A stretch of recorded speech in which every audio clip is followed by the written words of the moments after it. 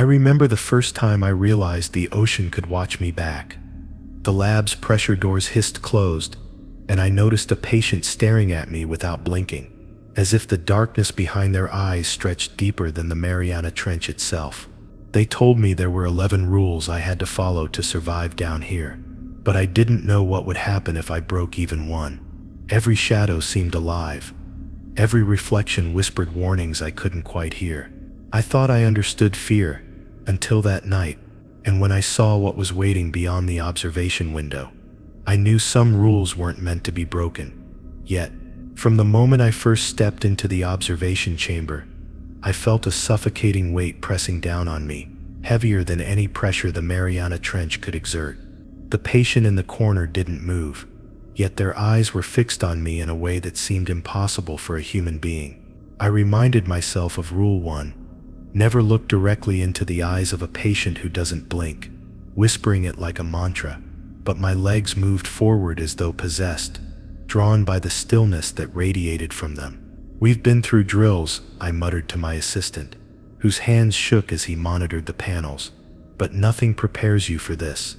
Even speaking the words felt dangerous, as if the act of acknowledging the presence gave it more power. The room's temperature felt wrong. Not cold, not warm, just wrong, like the space itself had been bent by an unseen hand. Every surface of the lab gleamed under the harsh fluorescent lights, yet the shadows around the patient's chair seemed deeper, almost alive. I kept my eyes glued to the console screens, hoping that numbers and graphs could anchor me to something real. Yet the unblinking eyes were always there, present in my peripheral vision. The assistant tried to maintain a semblance of calm, muttering, "Maybe it's just a rare condition," but even his explanation faltered under the oppressive weight of that gaze. I told myself repeatedly that it was impossible for a human to stay that still, that constant, that aware, but instinct screamed otherwise. Something in the depth of their stare was measuring me, counting my hesitations, my breaths, even the subtle twitch of a finger. I felt my pulse climb as I fiddled with the observation monitors, trying to focus on anything else. Yet every time my thoughts wandered, I felt the pull of those eyes, bending the room's atmosphere around them. I thought, if I break the rule even slightly, I'll regret it. And yet, even knowing this, part of me wanted to know what would happen if I didn't. The assistant's voice barely rose above a whisper. "Do you think it's aware of us?" I froze mid-step, heart hammering in my chest. Awareness wasn't the right word. It felt more like the room itself had gained consciousness through the patient. The way the shadows flickered, the way the air seemed thicker closer to them, it was impossible to ignore. I clenched my fists, trying to ground myself in logic, but as I glanced sideways, my mind tricked me into seeing motion where there was none. I reminded myself again, Rule 1, mentally screaming it as though repeating it could ward off disaster. Time began to distort. Seconds dragged into minutes, minutes into hours. My eyes refused to leave the corner, even though I knew the moment I met that gaze, something would change irrevocably. The lights flickered, briefly plunging the lab into dimness, and in that moment, I could swear I saw the patient lean slightly forward, though the next instant, they were perfectly still again. I heard my own breath echo, sharp and ragged, while the assistant kept glancing at me, his expression a mixture of fear and guilt. "It's just a test," I said, though my voice cracked. "It has to be." I paced the perimeter of the room, trying to distract myself with instruments, charts and monitors. Each time I moved, I felt the weight of those eyes following me, though I never dared to look directly. The patient's presence pressed down not just on my body, but on my mind, a gnawing, creeping pressure that made my thoughts jagged and erratic. I whispered to myself, "Stay calm, stay away, obey the rule," yet a twisted part of me wanted to turn, even briefly, to see what I was dealing with. The assistant shifted uncomfortably, muttering something about the anomaly, and I knew he felt the pull too. Hours passed, or maybe it was minutes. I couldn't tell. The lab's silence was complete, except for the low hum of the systems, yet it felt oppressive, as if holding its breath. I thought about how orientation had drilled Rule 1 into me, repeated like a sacred warning: never meet the eyes of someone who doesn't blink. And yet seeing it enacted in real life made the rule feel alive, pulsating, something far beyond written instructions. The patient's stare wasn't passive, it was waiting, patient, calculating, and it seemed to stretch beyond the limits of comprehension. I tried to retreat to the console, to focus on graphs and heart rate monitors, anything but that corner, but the reflection of my own eyes in the glass made it impossible. They stared back at me, mirrored and hollow, and I felt an icy dread crawl along my spine. The assistant's voice broke the tension. "We should cover the observation window," he said, fumbling with the sliding panel. I nodded numbly, my heart thudding in my chest, and as the panel slid partially across the glass, I felt the presence of those eyes still pressing, relentless. Even behind the partial cover, the patient's stare felt like it reached through the metal, the glass, the water outside, all the way into my mind. My hands trembled over the controls, and I found myself counting each second, each breath, trying to stay grounded. I thought, following Rule 1 isn't optional, it's survival, but survival felt fragile, a thin line between logic and terror. I could feel the walls of the lab constricting, shadows stretching unnaturally, and the quiet hum of the machinery seemed to pulse in sync with my heart. The assistant finally broke the silence. "I've never seen one stay that still, not like this." His words were swallowed by the oppressive atmosphere, and I felt a wave of nausea as I realized how alone we were in this depth. My curiosity warred with my fear. The urge to glance, even momentarily, threatened to undo every instinct I had. I whispered to myself, "Rule 1, as though repeating it could shield me from whatever was watching. Yet I couldn't shake the feeling that it already knew I was aware, that some boundary had been crossed merely by acknowledging its presence. Even as I focused on the monitors, I felt a subtle shift in the shadows, almost imperceptible, yet enough to make my stomach knot. I could hear my own heartbeat in my ears, feel the pull of those eyes in every nerve ending. The assistant leaned closer to the controls, muttering about neural responses, but I couldn't process his words. My mind was consumed by a single thought: obey the rule, survive. Any lapse could mean more than fear. It could mean I wouldn't leave this chamber alive. I tried to busy myself with routine checks, but each beep, each flicker of a screen, drew my attention back to the corner. The patient remained motionless, yet the room's air felt charged, vibrating with anticipation. I could almost hear whispers at the edges of perception, like water flowing through unseen channels, telling me to look, to break the rule.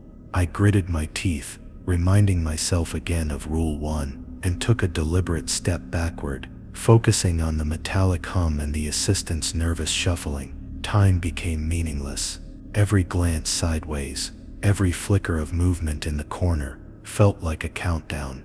My throat was dry, my hands shaking, yet I forced myself to check the monitors, to record readings, to do anything to avoid meeting that gaze. The patient's stare seemed to warp the air around them, bending light and shadow unnaturally, making the walls seem alive. I realized that obeying Rule 1 was not just about avoiding the eyes, it was about respecting something far older, far stranger than the lab could ever contain. After the first night with the unblinking patient, I learned that isolation was far worse than the patient itself. The lab lights dimmed slowly at 2200 hours, as they always did, casting long, distorted shadows across the metal floors. I felt my chest tighten as I remembered Rule 2, never leave the observation room alone after the lights dim. Yet an inexplicable urge pulled me toward the corridor, a narrow stretch of metal that led deeper into the lab. "I'll just check the supply closet," I lied to the assistant, though my voice quivered. He didn't move, his gaze lingering on the dimmed observation room, silently warning me not to go. The corridor seemed to stretch unnaturally, lengthening with every hesitant step I took. The hum of the ventilation system sounded louder than it should, reverberating through my skull in sync with my heartbeat.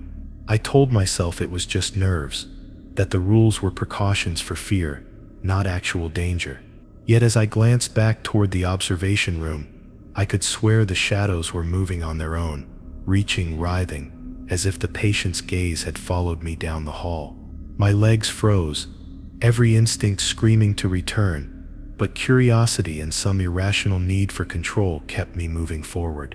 I passed the storage bay where we kept emergency equipment, and for a moment the faintest whisper tickled the edge of my perception. I paused, heart hammering, and imagined the patient's eyes burning into the back of my head, even from a distance.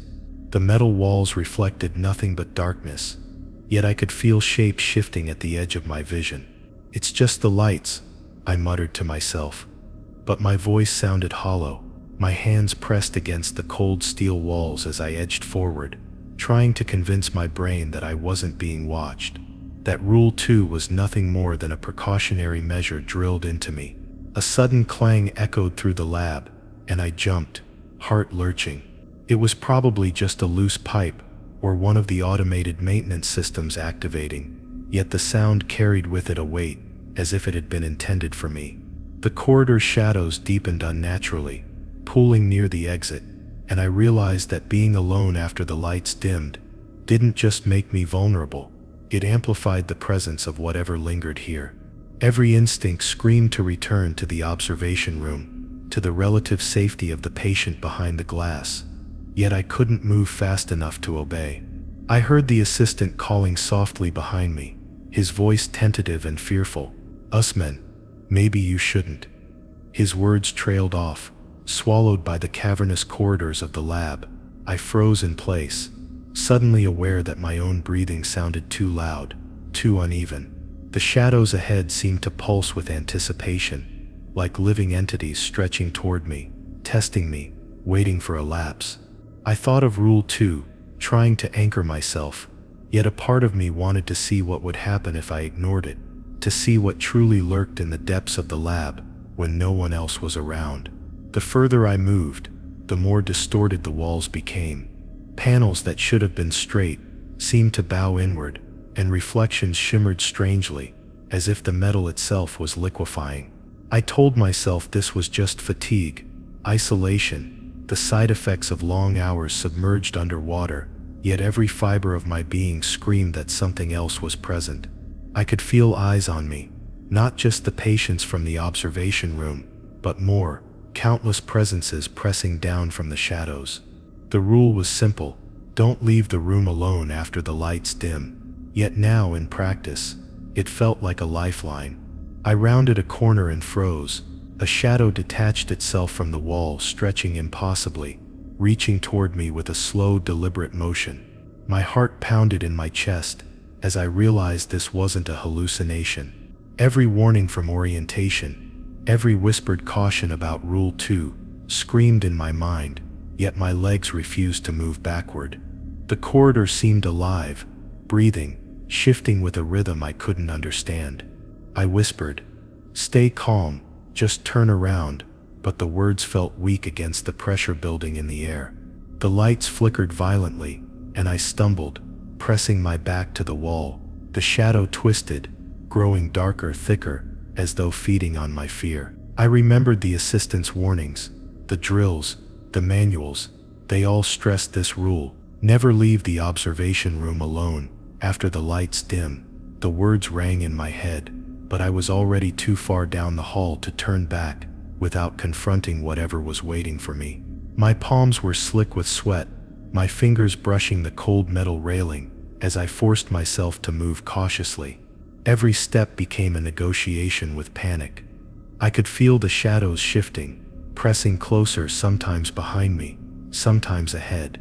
The metallic floor groaned beneath my weight, echoing loudly enough to betray my position. My imagination conjured forms moving just out of sight, stretching into impossible shapes, but the terror was rooted in reality. I could feel the air shift, the unseen weight of presence pressing down on me. The rule wasn't just about fear, it was about survival. Rule 2 was clear: being alone after the lights dimmed meant you were exposed, vulnerable. I approached the junction leading to the maintenance hatch, the usual shortcut back to the observation room. The shadows at the far end thickened, clustering unnaturally around the doorway, and I realized that my path was no longer safe.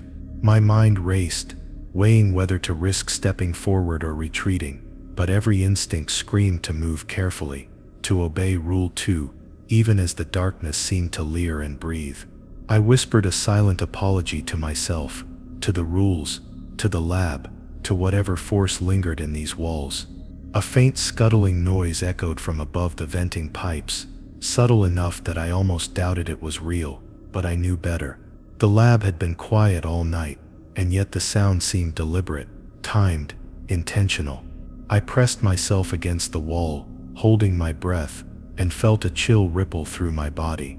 The lights flickered again, revealing only empty hallways, but I could sense the movement, the subtle stretching of shadows that followed me, waiting for a single misstep.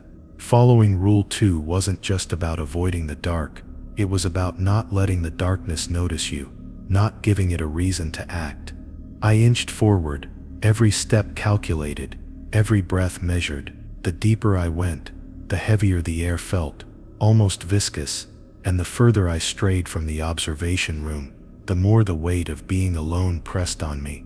My thoughts were a tangle of fear and logic, the kind that made my head ache from overthinking every shadow, every flicker of light. I whispered again, Rule 2, as though repeating it could shield me from whatever was waiting. Yet I knew that some rules weren't shields, they were instructions for survival, and breaking them invited consequences that were immediate and absolute. After surviving my first night alone, I thought I understood the boundaries of fear, but the lab had a way of proving that understanding was fragile. The equipment around me gleamed under the artificial lights, organized meticulously, each item accounted for, yet an uneasy feeling told me that nothing here was truly safe. I remembered Rule 3, never touch anything that isn't yours in the lab, repeating it like a mantra, but the metallic glint of a stray instrument called out to me. My hands itched to pick it up, to examine it, though every rational thought screamed against it. I just need to check this. It won't matter, I whispered to myself, already knowing the consequences would be anything but trivial. The assistant, lurking nearby, gave me a wary glance. Don't even think about it, he murmured, his eyes darting to the shadowed corners where equipment was stored. I nodded, yet my curiosity burned hotter than the fear crawling along my spine. Every object seemed imbued with a presence, a history I couldn't see but could feel pressing against my consciousness. The lab was silent, except for the low hum of machinery, yet the quiet carried a weight, like a warning that broke through the normalcy of instruments and monitors. I tried to anchor myself to routine, checking my own tools, my own instruments, yet the temptation to reach towards something not mine persisted, subtle and insistent. I edged closer to a metallic tray of vials that weren't mine, the labels blurred and faded, as though the liquid inside wanted to remain secret. I shook my head, trying to resist, yet every fiber of my being was drawn toward them. It was as if the unblinking patient from the observation room had extended its awareness into these objects, making them extensions of some dark consciousness. I whispered under my breath, Rule 3, reminding myself that touching anything not mine could change everything. The assistant swallowed nervously and muttered, some of these things, they're not just equipment. I laughed bitterly, though my voice trembled, trying to ignore the chill crawling down my spine. I walked along the shelves, careful not to disturb anything, yet I could feel the pull of foreign objects, almost like a gravitational force tugging at my mind. Each instrument seemed to hum with a hidden life, a promise of knowledge laced with danger. I reached out instinctively, then yanked my hand back, heart hammering, realizing the severity of the rule. The lab had rules, yes, but Rule 3 wasn't just a precaution, it was a warning, etched into the very air, alive in the hum of lights, in the cold metallic touch beneath my fingertips. The shadows shifted slightly, as if approving or disapproving of my restraint.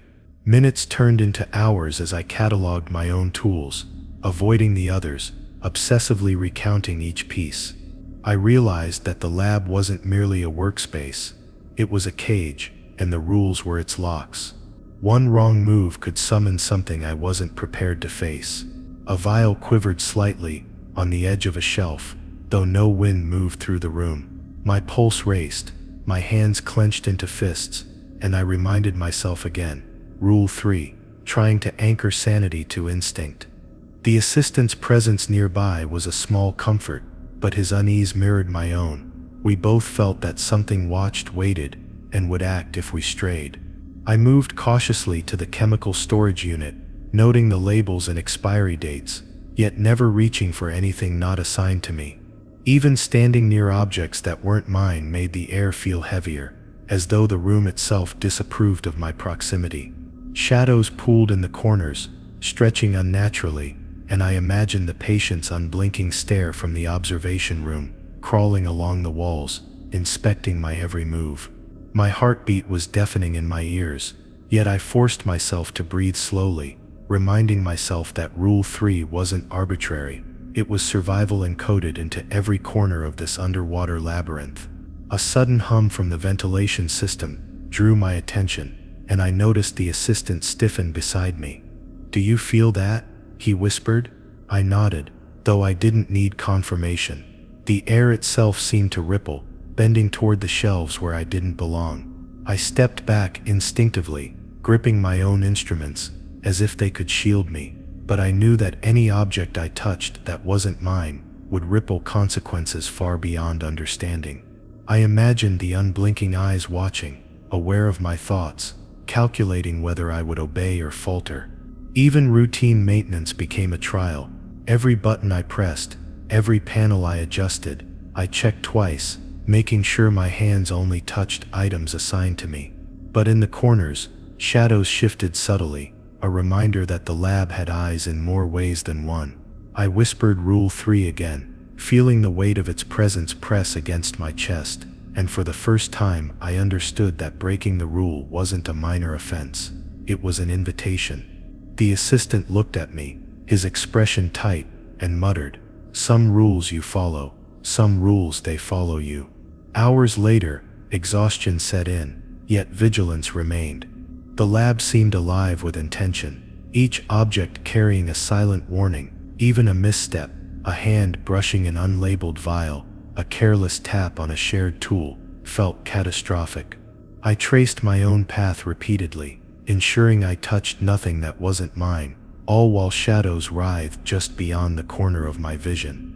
I knew the patient's gaze from the observation room had extended beyond its cell, threading through every object, every corner, every inch of the metal corridors.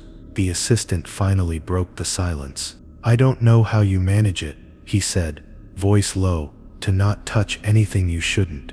I swallowed hard, wiping sweat from my brow.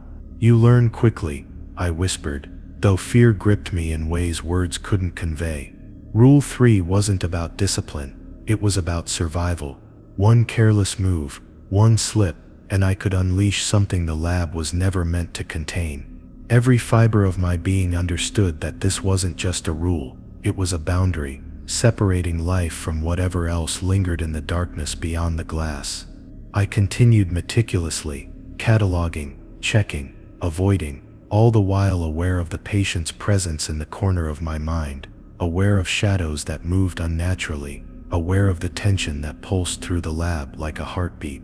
I couldn't hear but could feel. Time became meaningless as I obsessed over touching nothing not mine. Even as fatigue pressed down, I refused to falter, knowing that the rules weren't suggestions.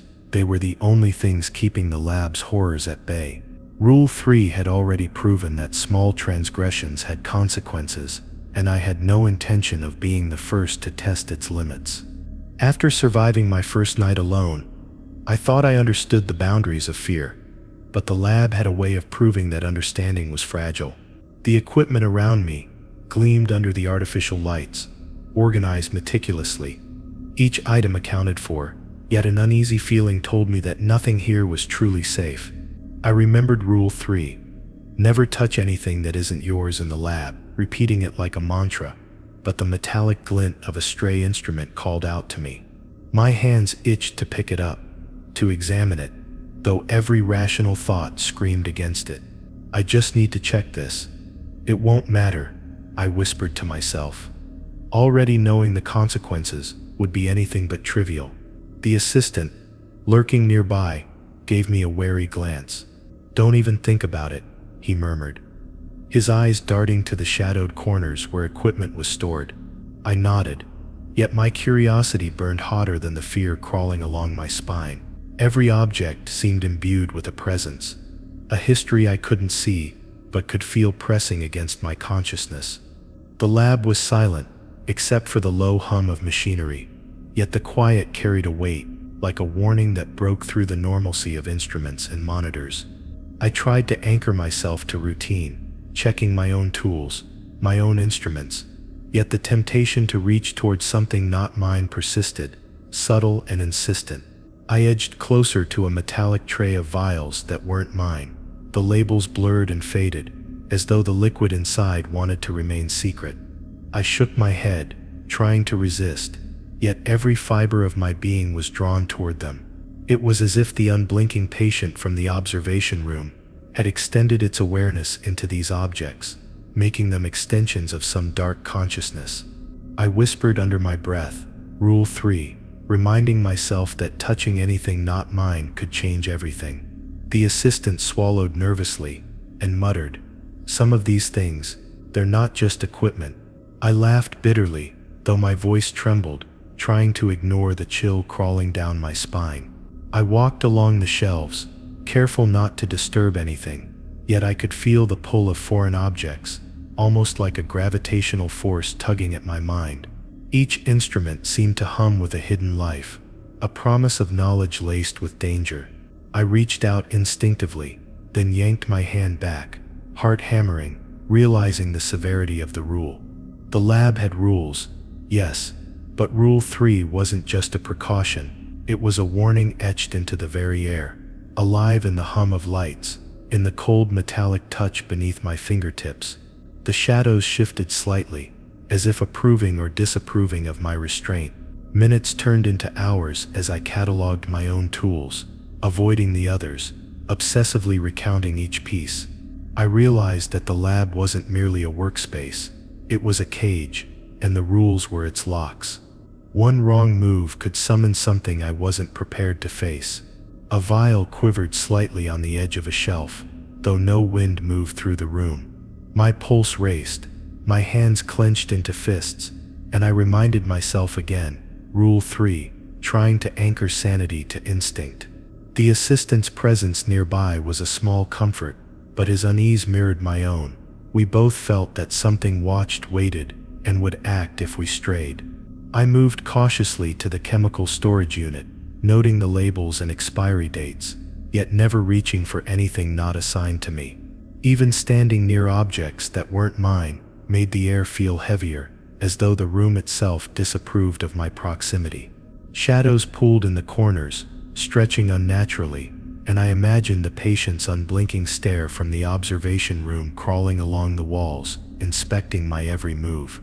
My heartbeat was deafening in my ears, yet I forced myself to breathe slowly, reminding myself that Rule 3 wasn't arbitrary. It was survival encoded into every corner of this underwater labyrinth. A sudden hum from the ventilation system drew my attention, and I noticed the assistant stiffen beside me. "Do you feel that?" he whispered. I nodded, though I didn't need confirmation. The air itself seemed to ripple, bending toward the shelves where I didn't belong. I stepped back instinctively, gripping my own instruments as if they could shield me, but I knew that any object I touched that wasn't mine would ripple consequences, far beyond understanding. I imagined the unblinking eyes watching, aware of my thoughts, calculating whether I would obey or falter. Even routine maintenance became a trial. Every button I pressed, every panel I adjusted, I checked twice, making sure my hands only touched items assigned to me. But in the corners, shadows shifted subtly, a reminder that the lab had eyes in more ways than one. I whispered Rule 3 again, feeling the weight of its presence press against my chest, and for the first time, I understood that breaking the rule wasn't a minor offense. It was an invitation. The assistant looked at me, his expression tight, and muttered, "Some rules you follow, some rules they follow you." Hours later, exhaustion set in, yet vigilance remained. The lab seemed alive with intention, each object carrying a silent warning. Even a misstep, a hand brushing an unlabeled vial, a careless tap on a shared tool, felt catastrophic. I traced my own path repeatedly, ensuring I touched nothing that wasn't mine, all while shadows writhed just beyond the corner of my vision. I knew the patient's gaze from the observation room had extended beyond its cell, threading through every object, every corner, every inch of the metal corridors. The assistant finally broke the silence. "I don't know how you manage it," he said, voice low, "to not touch anything you shouldn't." I swallowed hard, wiping sweat from my brow. "You learn quickly," I whispered, though fear gripped me in ways words couldn't convey. Rule 3 wasn't about discipline, it was about survival. One careless move, one slip, and I could unleash something the lab was never meant to contain. Every fiber of my being understood that this wasn't just a rule, it was a boundary, separating life from whatever else lingered in the darkness beyond the glass. I continued meticulously, cataloging, checking, avoiding, all the while aware of the patient's presence in the corner of my mind, aware of shadows that moved unnaturally, aware of the tension that pulsed through the lab like a heartbeat I couldn't hear but could feel. Time became meaningless as I obsessed over touching nothing not mine. Even as fatigue pressed down, I refused to falter, knowing that the rules weren't suggestions. They were the only things keeping the lab's horrors at bay. Rule 3 had already proven that small transgressions had consequences, and I had no intention of being the first to test its limits. After countless nights of tension in shadowed corridors, I thought I understood the boundaries of fear, but the lab had a way of proving my assumptions wrong. The hum of the life support systems never ceased, a constant reminder that we were isolated miles beneath the ocean's surface. When a minor leak appeared in one of the conduits, my instincts screamed to fix it immediately. Yet the memory of Rule 5, never attempt repairs on the lab's systems without authorization, grounded me. I hesitated, tool in hand, aware that any misstep could unleash consequences far worse than a failing pump. "It's just a minor issue," I whispered to my assistant, who flinched at the sound of my voice. "We can't risk it alone." The assistant's eyes darted nervously toward the control panels, where every readout flickered like warning lights in a storm. "Do you really want to do this?" he asked, tension sharp in his tone. I swallowed, feeling the cold metal of the lab railing beneath my fingers. Every time I moved toward the conduit, a strange pressure settled over my shoulders, heavier than any physical weight. It wasn't fear alone, it was awareness, a sense that unseen eyes followed my every motion. Obeying Rule 5 wasn't about discipline, it was about survival, an invisible tether keeping the horrors at bay. I crouched near the conduit, tools in hand, trying to rationalize my hesitation. The leak was minor, barely perceptible, yet every instinct warned me to step back. The shadows in the lab stretched unnaturally, reacting to my movements in ways no natural light or physics could explain.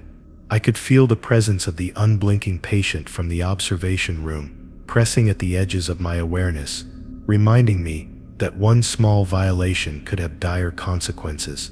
"It's just a pump," I muttered under my breath, though my voice sounded weak even to my own ears. The assistant leaned closer, whispering urgently, "You shouldn't. It's not yours to touch. That's exactly what Rule 5 warns about." His tone trembled, but the gravity in his voice made the weight of his words undeniable. I realized then that the lab's rules weren't arbitrary. They were carved into the environment, encoded into every light flicker, every echo in the hallways, every hum of machinery. Even a minor transgression felt like it would trigger the entire system to react against us. The thought sent a cold shiver crawling down my spine, and I gripped my tools tighter, half to resist the urge to act, half as a feeble anchor to reality. I tried to distract myself with the monitor screens, double-checking readings, recalibrating sensors, doing anything to avoid touching the conduit. Yet the metallic gleam called out, a subtle allure that seemed almost sentient. I told myself repeatedly, Rule 5, repeating it as a mental barrier against temptation. Every sound, every vibration, every whisper of the lab's ventilation seemed amplified, reminding me that even small mistakes could have amplified consequences. The assistant's presence nearby was both reassuring and unnerving. He too was acutely aware of the invisible eyes that seemed to watch from every shadow. Minutes stretched like hours, the air thick with anticipation. The leak hissed softly, almost mockingly, as if daring me to reach out. My hands itched to act, but my brain screamed restraint. The lab had already taught me that curiosity without authorization was dangerous, and that Rule 5 wasn't a simple guideline, it was a boundary we could not safely cross. Each time I considered moving, the shadows seemed to tighten, coiling around the conduit like waiting predators. My heartbeat thundered, echoing in the metal corridors as though mocking my indecision. The assistant whispered again, barely audible, I've seen what happens when someone touches systems they shouldn't. His words froze me in place. I imagined it, alarms blaring, lights flickering, equipment malfunctioning in ways no protocol could explain. I realized the lab's rules were layered. Breaking one wasn't merely risky, it invited a cascade of consequences. Even thinking about reaching toward the conduit felt like testing a boundary I wasn't meant to test. I shivered, knowing the smallest action could awaken forces we couldn't predict. I inched back, gripping the railing for balance, eyes darting around the shadowed corners. The conduit hissed again, subtle, yet insistent, as though it had a will of its own. I whispered Rule 5 again, willing the mantra to anchor me. The assistant exhaled shakily, and for a moment the room felt heavier, charged with expectation. I realized then that the lab itself seemed aware of my hesitation, responding to my thoughts, my impulses, and my fear. Attempting repairs without authorization wasn't just a procedural violation, it was a direct confrontation with something beyond the lab's human operators. Time became meaningless as I stayed vigilant, monitoring, observing, resisting temptation. The leak persisted, small and almost inconsequential, yet every vibration, every shift of shadows, every hum of the equipment reminded me of the consequences of defiance. My mind wandered to the patient from the observation room, to the unblinking eyes that had long haunted my dreams. I understood now that the rules were protective measures against forces I barely comprehended, and Rule 5 was one of the most important. Touching anything without authorization wasn't curiosity, it was suicide. As night deepened, I realized the lab's silence was deceptive. Each echo, each distant metallic groan, hinted at entities watching, waiting for the slightest breach. I traced my hands along the railing, keeping them away from the conduit, feeling every vibration as if the lab itself were alive. The shadows shifted subtly, testing, observing, and I shivered as I whispered the rule once more. I had survived this far by obeying the boundaries, by respecting Rule 5, and I knew that one impulsive moment could unravel everything. Even when fatigue threatened to pull me into complacency, I stayed alert. The assistant kept a wary eye on me, and I knew he shared my understanding. Some rules weren't arbitrary. Some rules were the only thin barrier between life and the darkness that lurked in the lab's depths. I imagined what would happen if I ignored the rule, how the sirens, the shadows, and the patient's unblinking gaze would converge. I realized that restraint, obedience, and respect for the unknown were our only shields. Hours passed. I remained stationed near the monitoring panels, careful to touch nothing not mine, resisting the subtle pull of the conduit, of the machinery, of temptation itself. Every echo, every light flicker, and every shadow reminded me that Rule 5 was alive, a principle encoded into the lab's very fabric. Survival depended on discipline and vigilance. Any deviation could awaken forces that didn't forgive, that didn't understand mercy. I repeated the mantra in my mind, Do not touch what isn't yours. Obey the rule. Survive. The lab's lights flickered again, just as they had every other night, but this time the shadows seemed thicker, almost palpable. I froze, staring at the console as the digital displays wavered, numbers blinking in and out like dying stars. I reminded myself of Rule 6. Never leave your workstation during a power fluctuation. The words echoing in my mind like a mantra, but a nagging instinct urged me to check the corridor outside. It's probably nothing, I muttered to my assistant, though my voice betrayed the tension clawing at my chest. He glanced at me nervously, eyes wide, silently reminding me that this was exactly why the rule existed. Every flicker of light cast grotesque shadows along the walls, twisting metal beams into forms that seemed alive. My hands hovered over the console, tempted to move, to investigate, yet I knew any misstep could be disastrous. The assistant whispered under his breath, "Just stay put. It's not safe out there." I nodded, forcing myself to focus on the blinking screens, but the feeling of being watched intensified. The shadows weren't just shapes, they were aware, responding to my slightest hesitation, to my racing heartbeat. Following Rule 6 wasn't optional. It was a lifeline tethered to survival.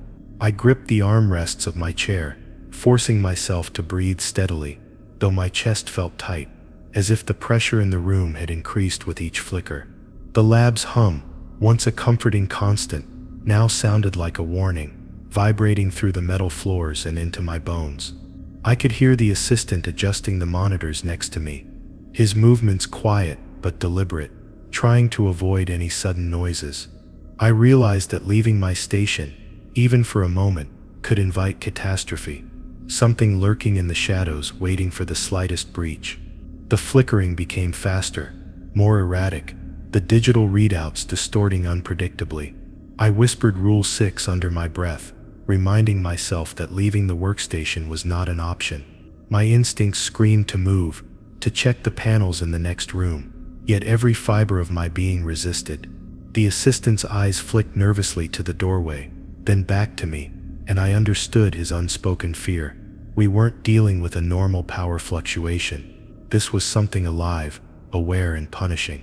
The darkness outside the illuminated workstation seemed to pulse, expanding into shapes I couldn't rationalize. I tried to focus on the readings, pretending the shadows weren't shifting, the air wasn't thickening, the sense of awareness wasn't pressing against me. But every time I adjusted a dial, every time I tapped a key, I could feel the energy of the lab reacting to me. The flickers weren't random, they were deliberate, orchestrated by forces I couldn't see.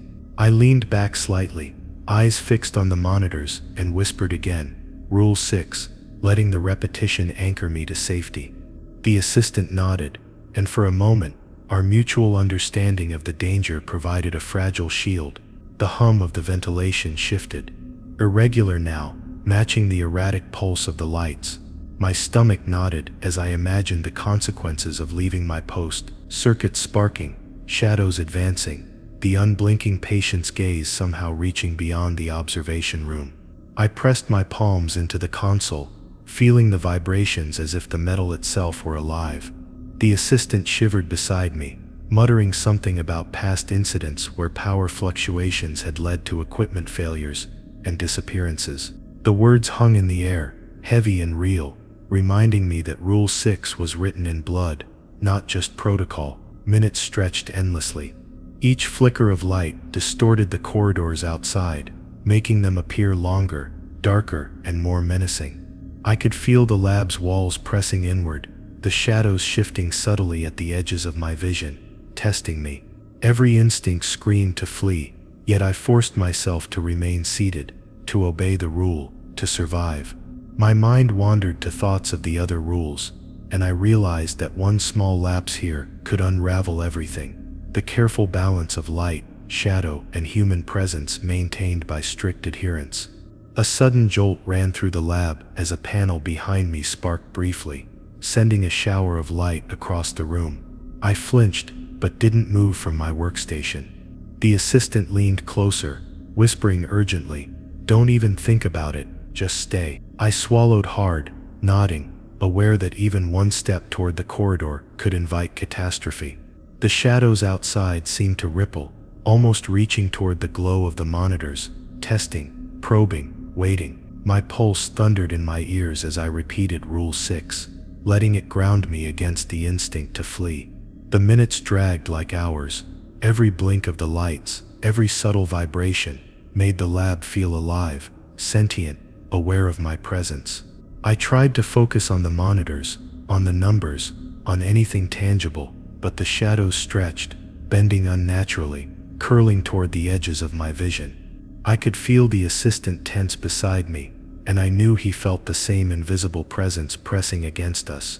The rule wasn't about being cautious. It was about survival in a place where ignorance equaled death. Even routine tasks, like logging data or checking the readouts, became exercises in vigilance. My hands trembled slightly, though I pressed them firmly against the controls. The shadows seemed to respond to the flickers of light, the vibrations of the consoles, almost as if they were alive, testing the limits of our obedience. I whispered Rule 6 again, feeling the mantra settle into my mind like a protective spell. The assistant exhaled shakily, and for a moment, the lab seemed to hold its breath with us, suspended between light and shadow, between obedience and catastrophe. Hours passed, or maybe minutes. Time felt distorted, elongated by tension and fear. The lights continued their erratic dance, the monitors blinked with life and distortion, and the shadows remained, pressing subtly at the periphery of perception. I realized that leaving my workstation, even momentarily, could trigger forces I wasn't prepared to face. Every instinct screamed to stay, to obey Rule 6, to respect the boundaries that kept the unseen at bay. Even as exhaustion threatened to overtake me, I refused to move, knowing that vigilance, patience, and discipline were the only shields against the lurking darkness. By the end of the cycle, the light stabilized just enough for me to exhale. My hands were slick with sweat, my chest tight, but I had survived another night of flickering shadows. The assistant gave me a small, cautious nod, acknowledging the shared terror of obeying the rule. I understood now that Rule 6 was not merely a guideline, it was a tether to life itself. One false move, one moment of curiosity, and the lab would punish without mercy or warning.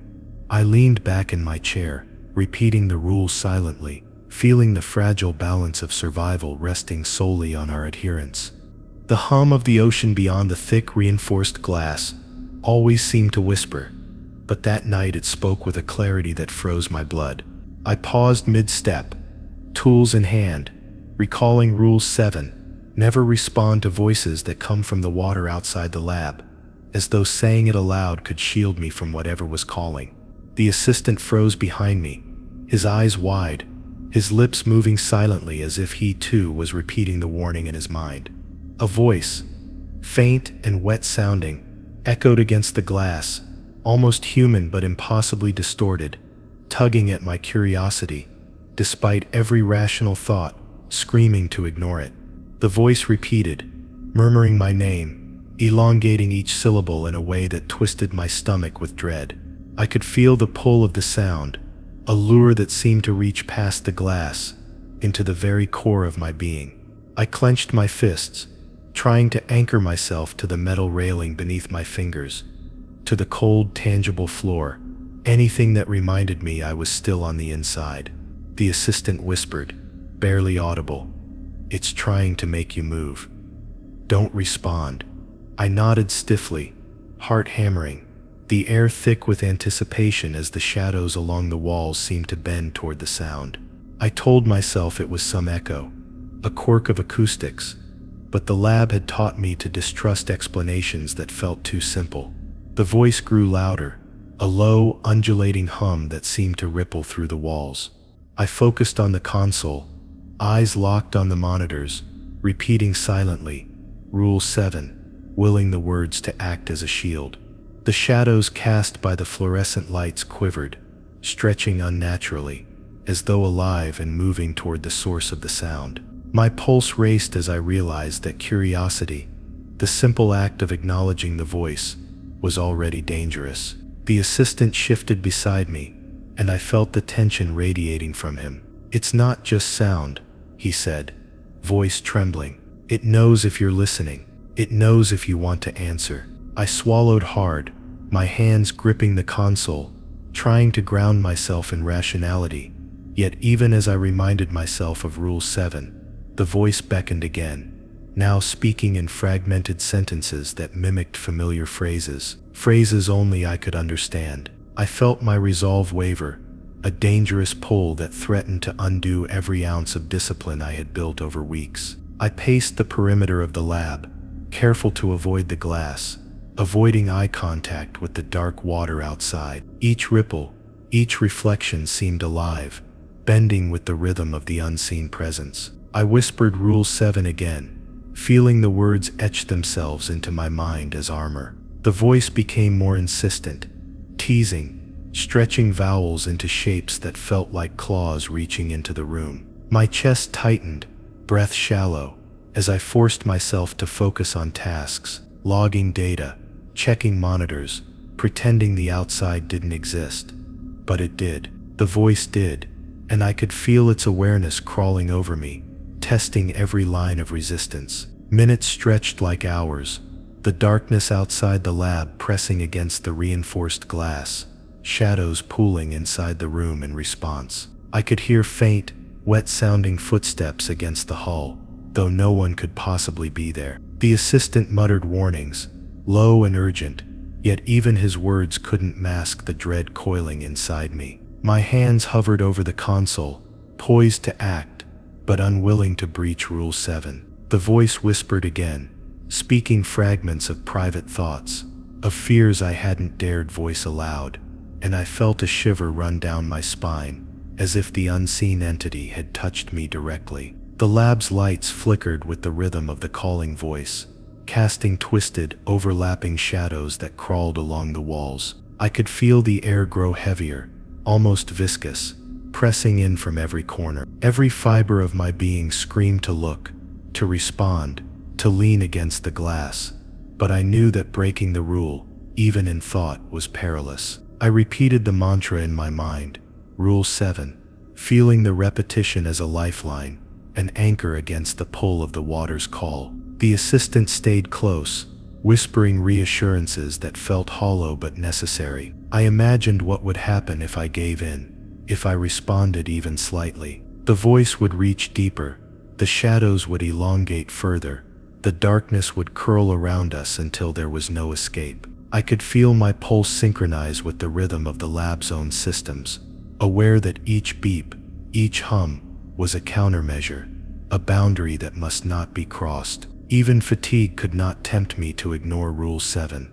The lesson had been etched deeply into every instinct I possessed. A sudden ripple moved across the glass, the water outside bending light in unnatural ways, and I had to fight the urge to turn. I could hear my name again, whispered with a clarity that made my stomach churn. I forced myself to focus on the monitors, on the dials, on the assistant's tense silhouette beside me. Shadows moved with intent, responding to the call, and I realized that obeying the rule wasn't just about silence, it was about survival. Any engagement could awaken forces beyond human comprehension, waiting in the deep, ready to exploit a single lapse. Hours passed, measured only by the flickering lights and the occasional tremor of the hull. The voice continued, though I refused to respond, pretending to be absorbed in data, while my mind screamed in warning. Every movement outside, every distortion in the water, every subtle pulse in the lab reminded me that Rule 7 was alive, conscious, and absolute. Obedience was no longer a choice. It was the difference between continuing this existence or vanishing into the depths that watched patiently from beyond the glass. By the end of the cycle, the water had quieted, the shadows receded slightly, and the voice fell silent. I exhaled, trembling, aware that for one night, I had survived the lure of the unknown. The assistant gave a faint nod, eyes reflecting the shared terror and relief. I understood fully that Rule 7 was more than a guideline. It was a shield against the incomprehensible, a boundary drawn to preserve life, amidst entities we could not see. One lapse, one response, and there would be no coming back. I could still see its eyes in my mind, wide, unblinking, like black holes staring directly into my soul. Even behind reinforced glass, its presence radiated a kind of awareness that I had never experienced before. I reminded myself, almost desperately, of Rule 8, never attempt to communicate with the unblinking patient outside scheduled observation periods, though a compulsion gnawed at me, urging me to reach closer, to speak, to test the limits. My assistant hovered nearby, tense, his eyes flicking toward the observation room, as if he could feel the patient's gaze too. "Don't even think about it," he whispered. I nodded, my stomach tightening as the shadows in the lab seemed to pulse with anticipation. Every night the observation schedule was strict. An hour in the morning, an hour in the evening, a controlled period to study without incident. But tonight, curiosity had an almost physical pull, tugging at me with impossible strength. I approached the glass slowly, tools forgotten in my hand, and felt a chill ripple through my body as the patient shifted slightly. Its head tilted almost imperceptibly, but that single movement carried a weight, a subtle awareness that made my hair stand on end. The assistant stepped forward, grabbing my arm. "I warned you," he said, voice tight with fear. I froze, realizing that even thinking about breaking Rule 8 might be noticed. I tried to focus on routine tasks, checking monitors and recalibrating sensors, but the patient's gaze seemed to seep into my consciousness. The room felt smaller, more oppressive, as if the air itself had thickened around us. Every shadow stretched unnaturally, bending toward the observation room, as though drawn by the same magnetic force that tugged at me. I whispered Rule 8 under my breath, willing the words to act as a tether between my curiosity and survival. The assistant's presence was a fragile comfort, yet I could feel his tension, his fear almost contagious, amplifying my own internal struggle. I told myself that observing through the scheduled periods was enough, that the rules were designed for our safety, but the patient's awareness felt insistent, intelligent, and impossibly patient. I could hear faint mechanical sounds, subtle shifts in the lab's ventilation, or maybe the patient itself moving behind the glass, orchestrating subtle vibrations that drew my attention. I forced myself back, stepping away from the glass, yet the pull remained. The assistant muttered, "Every time you get close outside the schedule, it knows, it reacts." His words hung in the air, weighty and undeniable. Hours passed slowly. The lab was silent except for the low hum of life support systems, yet every sound felt amplified, charged with intent.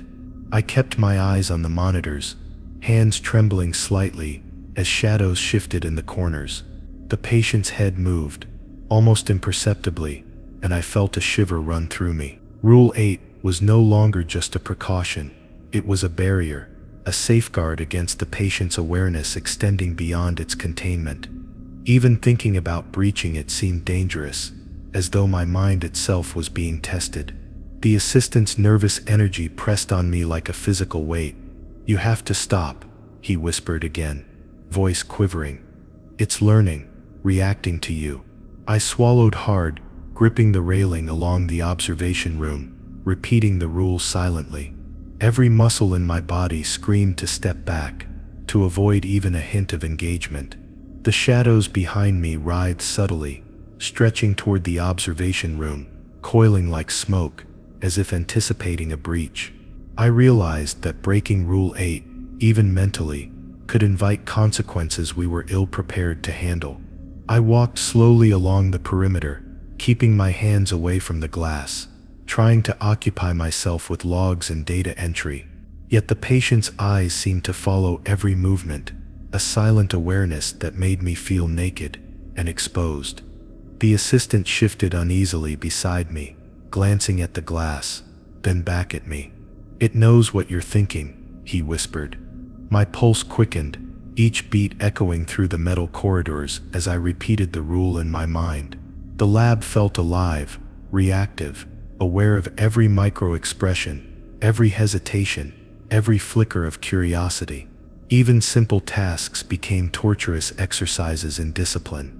Each adjustment of monitors, each tap on the keyboard, carried the weight of temptation. The patient remained still, its unblinking eyes fixed on me, yet I could sense the potential for movement, for reaction, for consequences that weren't just theoretical. I whispered Rule 8 again, willing the words to fortify my resolve. The assistant's presence was essential.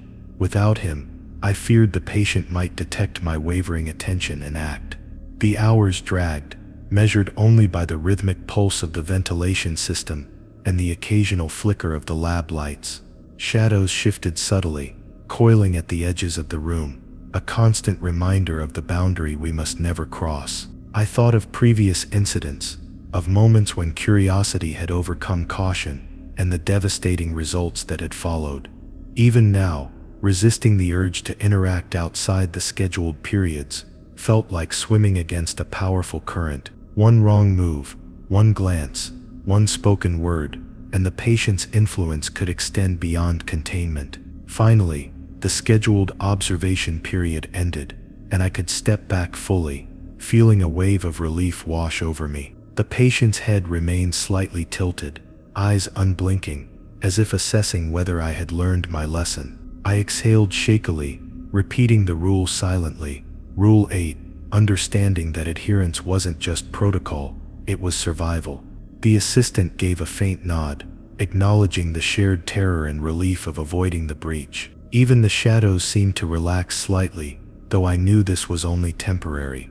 The rules remained absolute, and the patient's awareness was relentless. By the time the lab settled into quiet routine again, I had fully internalized the danger of disobedience. Rule 8 wasn't merely a guideline, it was a shield against something beyond comprehension, a boundary between life and a slow, inexorable awareness that lurked just behind the glass. One lapse, one engagement, and the patient's gaze could reach past containment, extending influence in ways I could neither predict nor survive. I sat back, exhausted, silent, and resolved never to test the rule again. The alarms had been silent for hours, yet the tension in the lab was suffocating, like the pressure of the ocean pressing in on every wall.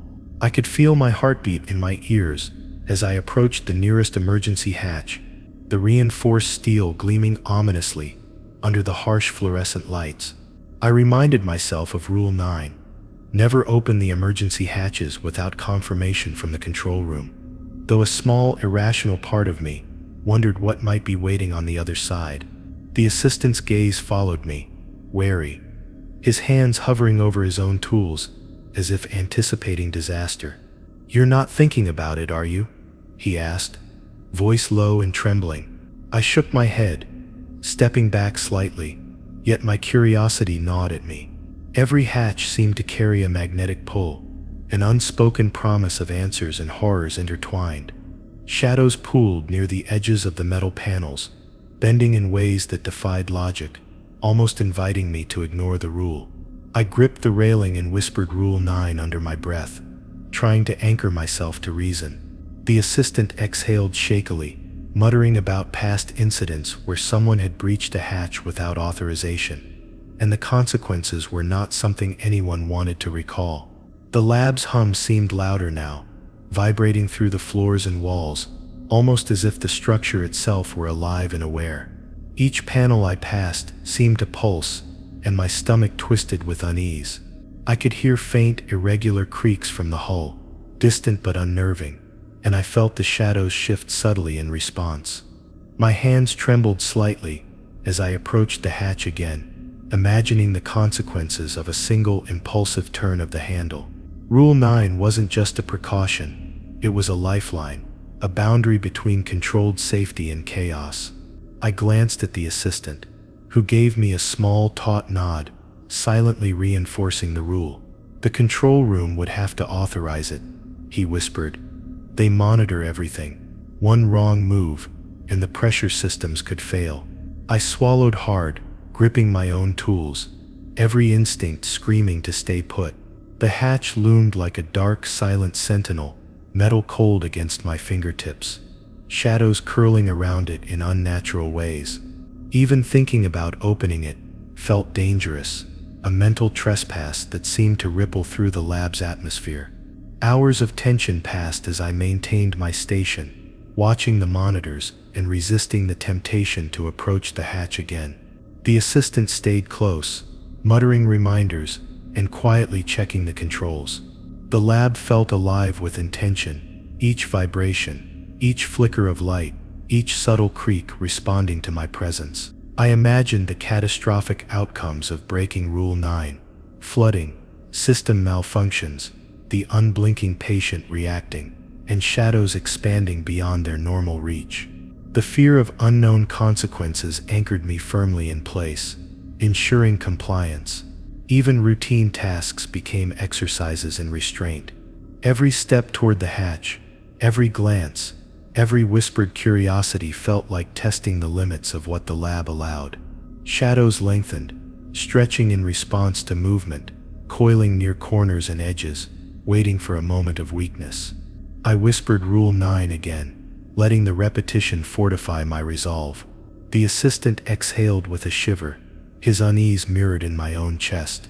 It was clear that opening a hatch without confirmation wasn't just breaking a rule, it was poking at forces beyond human comprehension. The lights flickered intermittently, throwing the metal into shifting shadows that crawled along the floor and walls.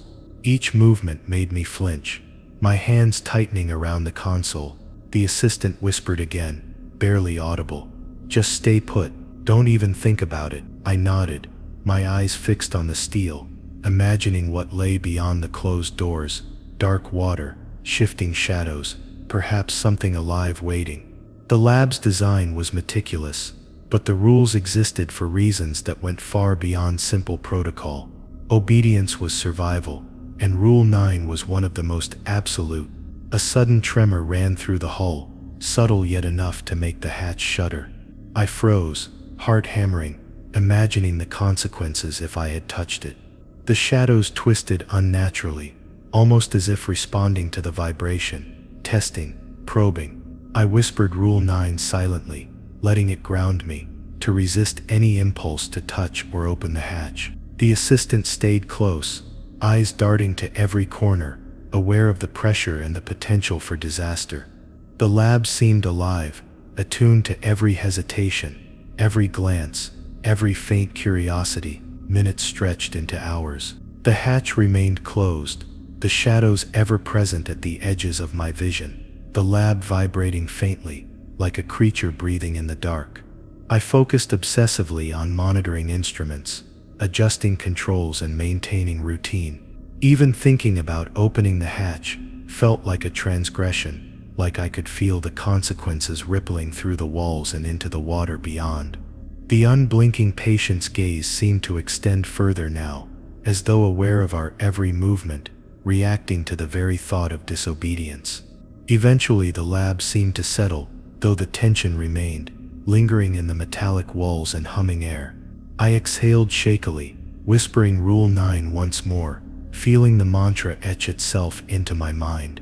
The assistant nodded, a shared understanding passing between us.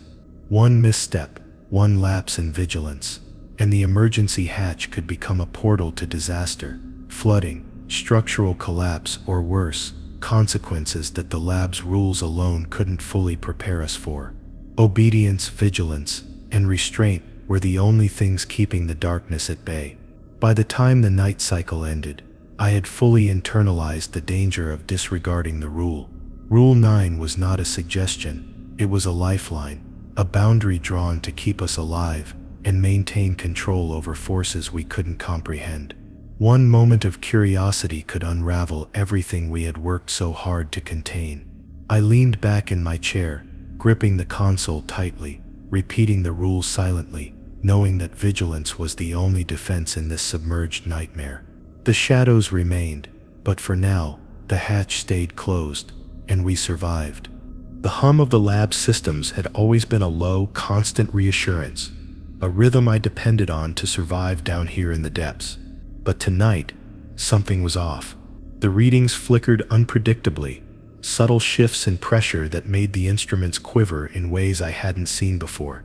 I reminded myself urgently of Rule 10. Never ignore the signs of pressure anomalies in the deep water systems. Though a creeping sense of doubt clawed at me. Was this a simple malfunction? Or something far more sinister? The assistant stood nearby, eyes wide, fingers hovering over his console, waiting to intervene if I faltered. "It's real this time," he muttered, voice tight.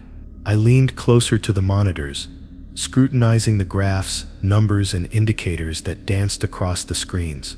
Small, almost imperceptible spikes in pressure appeared at irregular intervals. Yet the lab's systems continued their rhythm as if unaware. I could feel my pulse accelerate, a mix of fear and instinct telling me that these readings were not random. They were signs, warnings of something lurking beyond the confines of our metal cage. Shadows stretched along the walls, reacting subtly to the flickering displays, coiling and twisting with intent. I whispered Rule 10 to myself, letting the words serve as a tether to sanity amidst the growing unease. The assistant moved closer, glancing nervously at the ceiling vents, then back to me. "We've never seen anomalies this pronounced," he said, his tone edged with dread. I nodded, hands gripping the console tightly, every nerve on edge. The lab structure seemed almost alive, reacting to each spike in pressure, each flicker of the instruments. Even small adjustments made my stomach knot with tension, as though every correction could trigger a catastrophic chain reaction. Rule 10 wasn't just a rule, it was a shield against the unpredictable forces of the deep, a boundary I could not afford to cross. I paced the small area in front of the panels, careful to keep my hands on the equipment, yet resisting the urge to check the conduits and pipes directly. Every vibration, every low hum from the life support systems seemed amplified, a warning that I had been unprepared for. The shadows twisted and stretched in unnatural ways, coiling around the corners of the room and along the floor, teasing the edges of my vision. I could feel the weight of the deep pressing in, a physical tension that vibrated through my bones. The assistant whispered again, almost pleading, "Don't dismiss it, just follow the readings, and don't take risks." The anomalies worsened. Pressure spikes surged unpredictably, brief but intense, and the instruments shuddered with each fluctuation.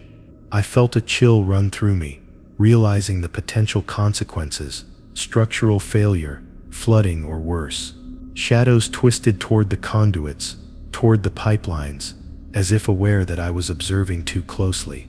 I repeated Rule 10 under my breath, trying to maintain calm, trying to resist the creeping panic that threatened to unravel my composure. The assistant's presence was a thin comfort, a reminder that I wasn't facing the unknown alone.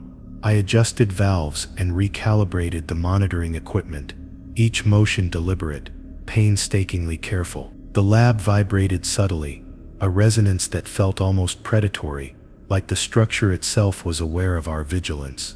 Each spike in pressure sent a tremor through my hands and chest, forcing me to pause, to breathe, to acknowledge the rule and its necessity.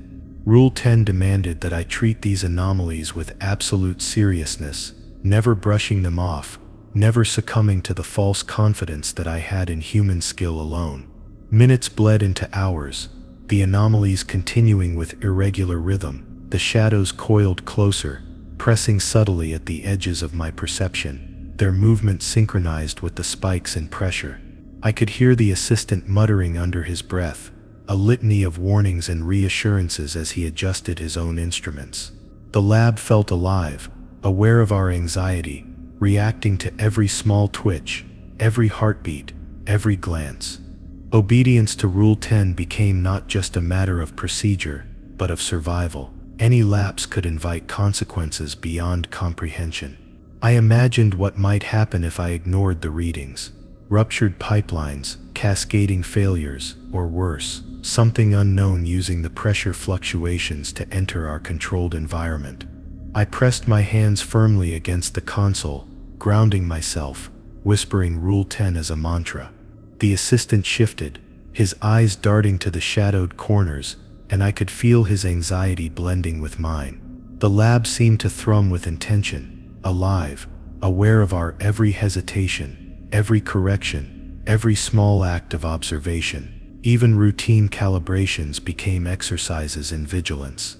I rechecked valves, realigned sensors, and documented every fluctuation in painstaking detail. The pressure anomalies weren't just data points. They were warnings, signals from something beneath, something beyond our comprehension, and perhaps beyond control. The shadows continued to respond to our movements, stretching, twisting, coiling, as if testing our adherence to the rule. Repeating Rule 10 silently was the only thing keeping the invisible forces at bay, the only way to maintain control over the tenuous balance of life in the lab. Hours passed with no relief. Each spike of pressure made the metal walls hum, and I could feel the assistant tense beside me. The lights flickered intermittently, shadows dancing across the walls in eerie synchronization with the instrumentation. Even a single misstep, an ignored reading, a delayed correction, could trigger catastrophe. I leaned back in my chair, breath shallow, whispering Rule 10 again, forcing myself to internalize the necessity of vigilance. The lab seemed to wait with us, silent yet alive, a predator coiled around our fragile existence, measuring our adherence. Finally, after what felt like an eternity, the fluctuations subsided slightly, though the tension in the air remained. The assistant exhaled shakily, and I felt the weight of survival pressed into my chest. Rule 10 had once again proven itself indispensable, a tether between life and the invisible dangers lurking beyond the reinforced walls. Any lapse, any moment of negligence, and we could lose control over forces we barely understood.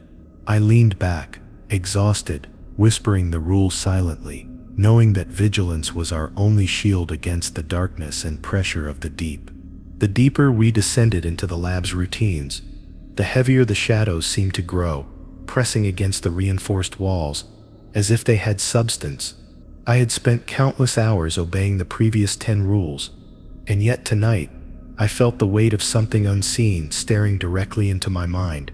I reminded myself with trembling lips, Rule 11. Never underestimate what watches you in the darkness below, though I knew that mere words could never encapsulate the terror awaiting those who failed to respect it. The assistant, normally a steady presence, had gone pale, his eyes flicking to every shadowed corner, to every flicker of light, as though he too could feel the patient, or something else, tracking us. The lab seemed to pulse with anticipation, every hum, every vibration resonating with an intelligence I could not comprehend. I leaned against the railing, eyes scanning the long corridors that stretched endlessly in the dim light, feeling the invisible gaze settling on me. The unblinking patient, our constant enigma, seemed to radiate awareness beyond its containment. Yet there was something else, older, darker, that lurked in the recesses of the lab. It's not just the patient, the assistant whispered, voice breaking. Something else is here, watching. I swallowed hard, repeating Rule 11 in my mind, trying to anchor myself to reason, to protocol, to survival. The shadows moved in subtle, impossible ways, bending the corners of the lab, pooling in the floor's metal seams, and along the ceiling panels. I could feel them stretching toward us, reacting to every minor movement, every twitch of the eye, every faint exhale. The assistant clutched the edge of his console, trembling, whispering half-coherent warnings about previous incidents where people had glanced at corners too long, had doubted the rules, had disappeared. I realized that the terror wasn't just psychological, it was reactive, intelligent, waiting for a misstep. Rule 11 wasn't a guideline, it was a survival instinct written into the very design of the lab. I tried to focus on routine tasks, documenting the monitors, checking the observation screens, and ensuring all systems were operational. Yet even as I worked, I felt it, the unseen eyes, following, pressing, stretching past comprehension. Shadows moved unnaturally with every flicker of the fluorescent lights, elongating into forms that defied physics, curling closer to the glass, toward the conduits, toward me. My pulse quickened, and I whispered Rule 11 under my breath, as though the simple act of speaking it might stave off the watching presence. The assistant's wide, terrified eyes confirmed that I wasn't imagining it. The unblinking patient in the observation room remained still, but its gaze felt heavier than ever, almost sentient, reacting to the same unseen force I was sensing. I stepped carefully, deliberately, unwilling to break the rule, yet desperate to ensure the lab's systems remained operational. Every corner, every shadow, every flicker of light seemed coordinated, as though the very architecture of the lab was alive with observation. The assistant leaned closer, whispering, "It knows you know it's there. Don't make sudden movements. Don't tempt it." I nodded, hands pressed to the console, repeating Rule 11 silently, like a mantra, heart hammering. Minutes stretched endlessly. I could feel the lab's walls constricting, pressing against the space around me, shadows coiling in ways that shouldn't have been possible. Every step, every glance, every action seemed amplified, magnified, measured. Even routine recalibrations of instruments felt like walking a tightrope over some unseen abyss. I imagined what might happen if I underestimated the presence watching me. The lights would flicker violently, systems would fail, shadows would move faster than comprehension, and the lab would no longer feel safe. I shivered, whispering Rule 11 again, feeling it solidify as the final bulwark against the encroaching terror. A sudden vibration ran through the hull, subtle yet enough to make my teeth chatter. I froze, listening, straining for any sound that might indicate movement beyond the reinforced walls. Shadows twisted again, curling, stretching, almost tactile in their presence. The assistant's voice trembled. "It's closer, closer than it's ever been." I swallowed hard, gripping the railing, knowing that acknowledging it could be dangerous, yet failing to observe would be far worse. The awareness pressing on me felt alive, intelligent, patient, waiting for a lapse, a hesitation, a single moment of doubt. Even mundane observations became exercises in restraint. I monitored every screen, every conduit, every fluctuation in light and sound, acutely aware that the unseen presence was tracking me, anticipating, waiting. The shadows shifted rhythmically, with the hum of the systems, coiling in patterns that felt deliberate, almost communicative. I whispered Rule 11 once more, feeling the words vibrate through my body, grounding me, a tether to reality in a lab that seemed more alive than I had ever imagined. The assistant's eyes darted to every corner, reflecting the same terror I felt coursing through my veins. Hours passed in tension-filled silence. The lab seemed to breathe alongside me, alive with anticipation, ready to respond to any sign of weakness. I felt the weight of the deep, the pressure of the ocean outside, and the gaze of forces I could barely comprehend pressing inward, and I knew that one misstep, one glance, one twitch could spell disaster. Obedience to Rule 11 had never felt more critical. The assistant muttered fragmented words of reassurance, but even he couldn't hide the tremor in his voice.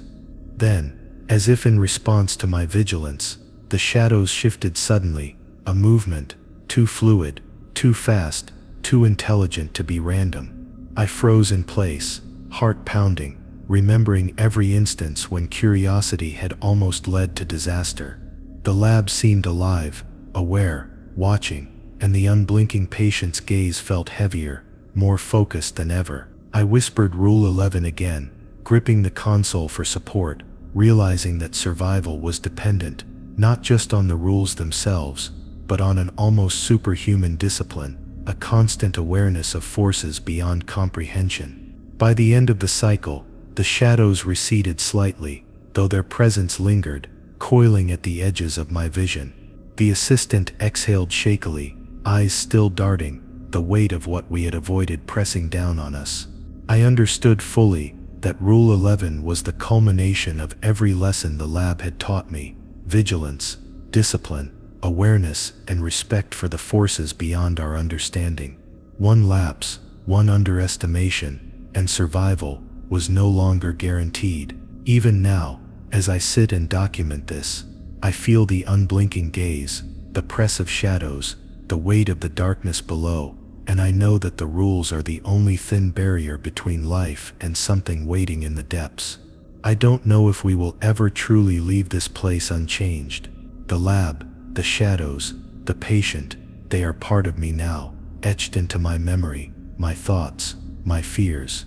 I have survived by obeying the rules, by respecting the invisible boundaries, by never underestimating what watches me in the darkness below. And yet, in the quiet moments, when the lab is silent and the ocean presses against the walls, I still feel it, the presence, patient, waiting, watching, and I shiver, knowing that one wrong move could undo everything.